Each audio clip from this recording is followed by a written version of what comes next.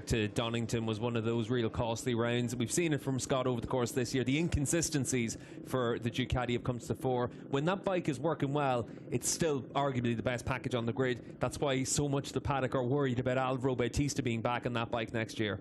And we catch up with Bautista just at the right moment, almost as if you planned that, Steve. Alvaro Bautista in what is his final weekend on board Honda machinery, and I suspect that he will be relieved about that as much as anything. Bautista, though, Honda have looked decent here so far in the build-up. Yeah, Honda's made progress through the course this year. It's been a very tough season for them, but with Bautista, they've had a couple of podiums. With Leon Haslam, they're front row stars. They've made progress, just not quite enough to keep the likes of Alvaro Bautista on that bike.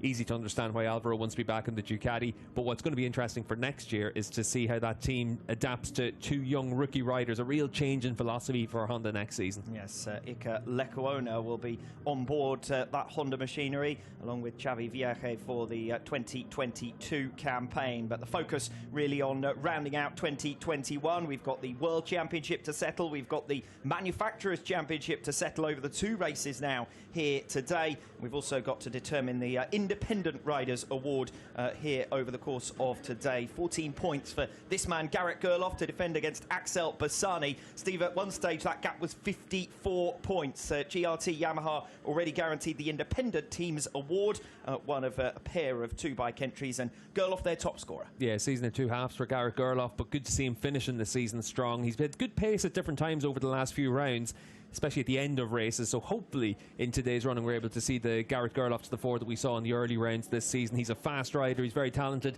warranted the jump into a MotoGP bike earlier in the season at Assen as well for the Dutch TT, but certainly from that point onwards it has been a much more difficult season for Gerloff. The